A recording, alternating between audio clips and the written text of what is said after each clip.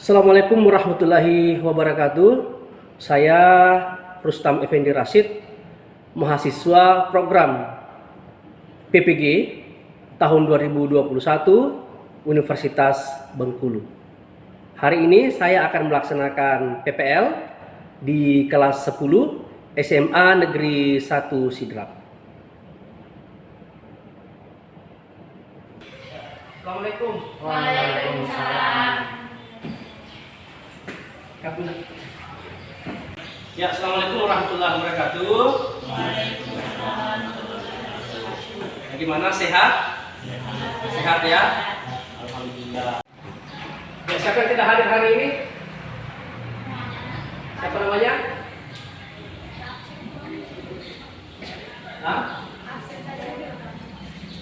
Ya. Jadi hari ini yang hadir adalah kelompok ganjil ya. Ada yang genap? Berapa orang genap hari ini? 1. Yang ganjil? Oke, nanti tuliskan saja namanya yang hadir ya. Baik. Ya, sebentar kita tunggu. Anak-anakku sekalian, sebelum kita mulai pelajaran hari ini, terlebih dahulu mari kita bersama-sama berdoa sesuai dengan agama dan keyakinan kita masing-masing ya. Berdoa dimulai.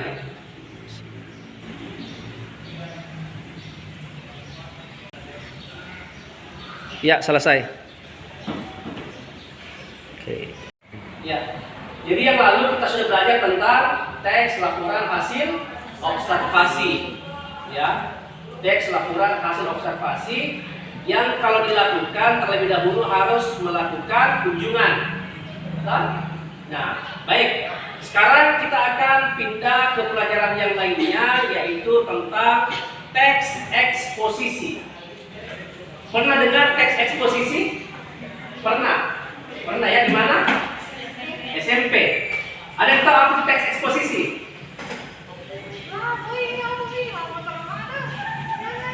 Belum ya? Oke, baik.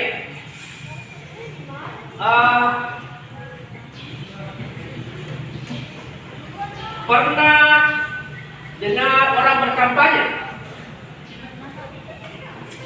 Pernah dengar orang berkampanye? Pernah. Tidak pernah? Pernah? Ya. Pernah dengar orang sosialisasi? Pernah tak?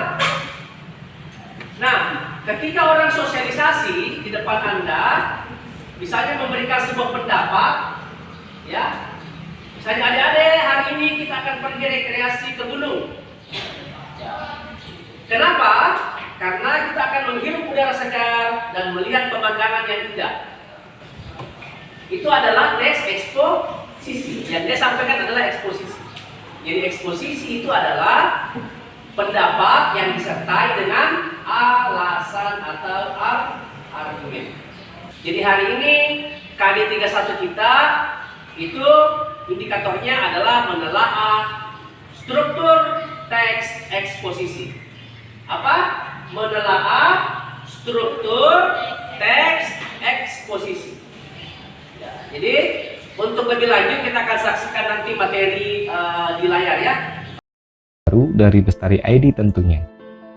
Yuk kita kembali ke materi. Sahabat pintar, pernah tidak sih memiliki suatu masalah? Pasti pernah kan? Nah, berdasarkan permasalahan yang sahabat pintar temui, pasti akan muncul suatu pendapat atau argumen. Sama halnya dengan teks eksposisi. Lalu apa sih itu teks eksposisi? Eksposisi merupakan teks yang digunakan seseorang untuk menyajikan suatu gagasan. Gagasan tersebut dikaji oleh penulis atau pembicara berdasarkan sudut pandang tertentu. Seperti halnya teks-teks yang lain, teks eksposisi juga memiliki struktur. Struktur teks eksposisi yang pertama adalah tesis atau pernyataan pendapat. Struktur yang kedua adalah argumentasi, dan yang terakhir adalah penegasan ulang. Bestari ID akan menjelaskan semua struktur dari teks eksposisi. Tesis adalah bagian pembuka dalam teks eksposisi, dan pada bagian ini berupa pendapat umum yang disampaikan oleh penulis. Argumentasi merupakan unsur penjelas untuk mendukung tesis yang disampaikan. Argumentasi dapat berupa alasan yang logis, data hasil temuan atau fakta-fakta, bahkan pernyataan para ahli. Sedangkan penegasan ulang adalah bagian yang bertujuan menegaskan pendapat awal serta menambahkan rekomendasi atau saran terhadap permasalahan yang sudah diangkat.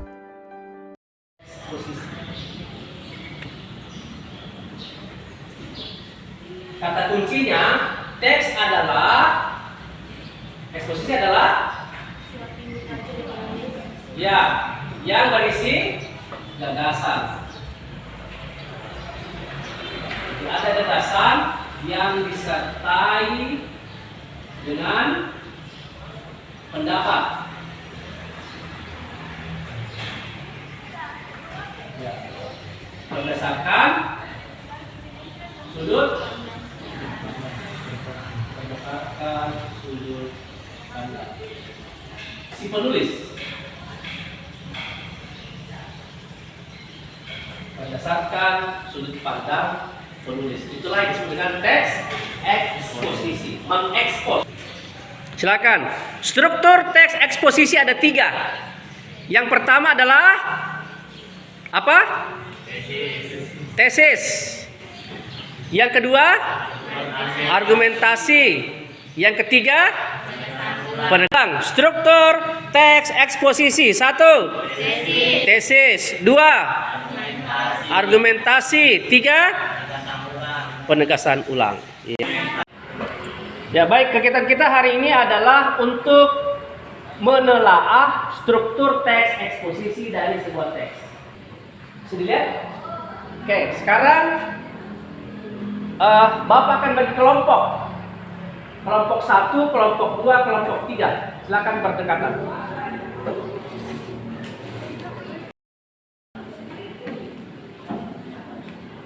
Ya. Bapak akan bagikan LKPD, lembar kerja peserta didik. Nanti di sini kelompok 1 ditulis kelompok 1 saja.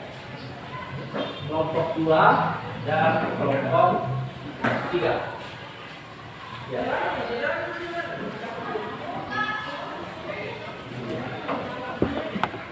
Ya, jadi tugas kalian yang harus kalian diskusikan ya. Yang harus kalian diskusikan adalah tentukan, telaah, lakukan penelaahan, baca teks baik-baik, kemudian telaah yang mana termasuk tesis, yang mana argumen, dan yang mana penegasan ulang. Hasil diskusinya ya dituliskan di lembar ketiga sini ya. Ini sudah ada kotaknya. Oke? Jadi siapa yang menulis silahkan, nanti siapa yang melaporkan. Jadi nanti setelah selesai akan tampil satu-satu untuk melaporkan hasil kerja kelompok, ya. Paham semua? Bisa? Bisa, Pak. Oke, silakan dibaca. Teksnya ada di lembaran situ. Silakan dibaca. Yang ingin bertanya, yang tidak paham silakan ya ajukan tangan, unjuk tangan untuk bertanya.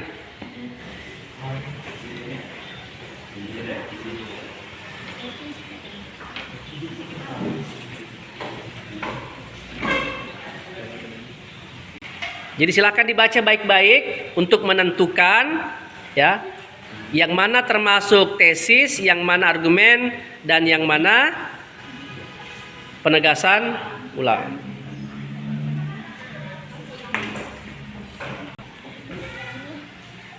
Ada masalah? Tidak ada ya? Ya, silakan.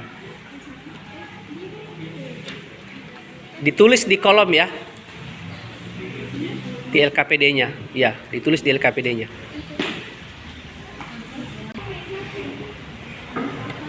Ada masalah yang ditemukan?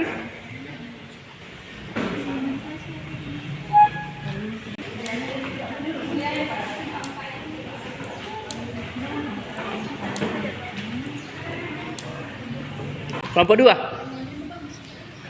Ini kelompok 1, kelompok 2, yang itu kelompok 3. Ada masalah? Bisa dapat? Bisa ya?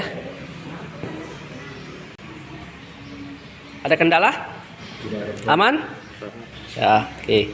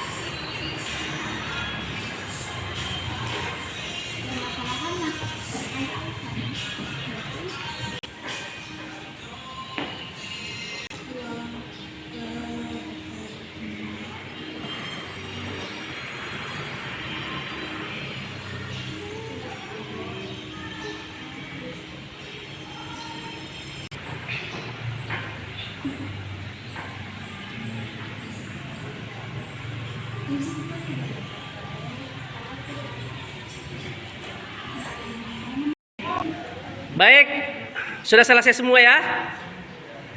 Jadi sekarang kita masuk presentasi tugas. Siapa yang mau duluan? Kelompok 1, 2, 3 untuk membacakan tesis. Kelompok 3 silakan. Kelompok 3 untuk membacakan tesisnya di depan. Tampil di depan sini. Yang lain mendengarkan, kemudian nanti menanggapi ya. Ya silakan tampil bacakan. Anda baca tesisnya. Oke. Coba dengar yang lain, dengar, tanggapi ya. Tolong agak keras.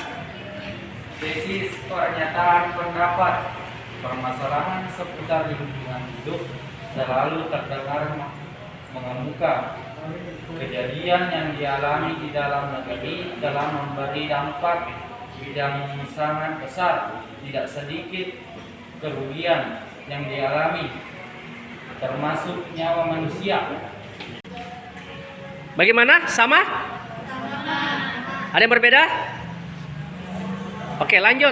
Baca argumen yang pertama. Silakan. Kerusakan lingkungan hidup dan efeknya terus berlangsung dan terjadi. Manusia cenderung untuk menangis, mengisi nasibnya. Lama kelamaan tangisan terhadap nasib itu terlupakan, dianggap sebagai embusan angin yang berlalu. Ada yang punya pendapat yang lain? Kelompok? Ya, coba silakan bacakan di situ. Berdiri. Ya. Banyak usaha yang seharusnya dilakukan oleh manusia dalam upaya pelestarian lingkungan hidup. Upaya yang dimaksud adalah rekonsiliasi, perubahan konsep atau pemahaman tentang alam dan menanamkan kelestarian. Berdasarkan kenyataan demikian diperlukan suatu perubahan konsep berubah konsep yang masuk dalam melihat alam sebagai subjek. Konsep alam sebagai subjek berarti manusia dalam mempergunakan alam membutuhkan kesadaran dan serta tanggung jawab.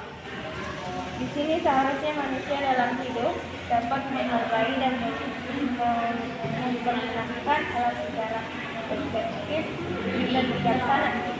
Ya, oke, silakan duduk. Baik, semuanya sudah membacakan hasil diskusinya. Sekarang silakan diperbaiki. Yang tadi ada kekeliruan diperbaiki. Ya, kalau tidak ada enggak usah. Langsung ditulis saja nama kemudian dikumpulkan.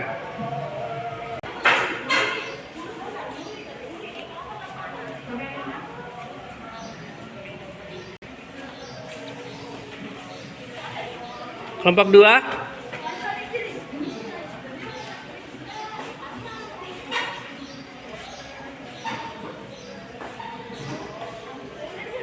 Ya, baik. Baik, setelah Bapak periksa, ya.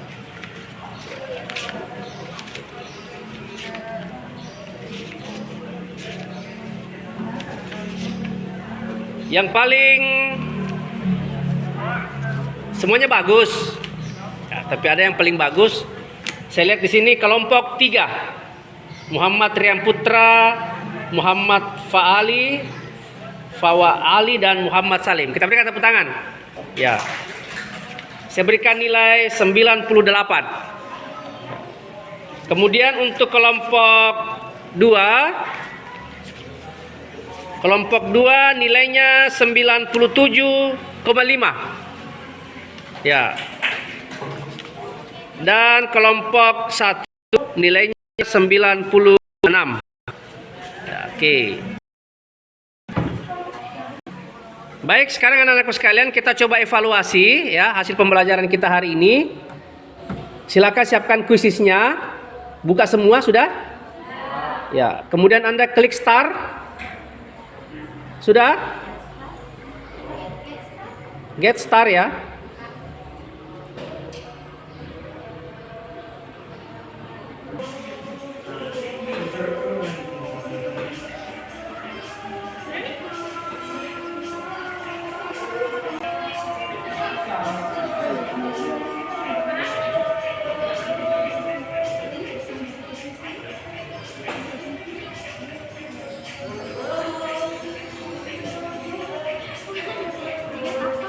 Ya, setelah selesai tadi siapa yang peringkat 1? Iya, ini skornya ya.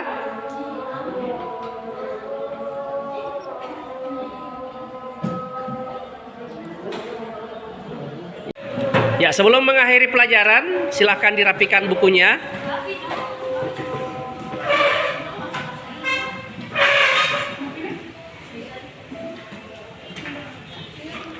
Ya. Untuk mengakhiri pelajaran kita hari ini, mari kita bersama-sama berdoa. Ya, doa dimulai.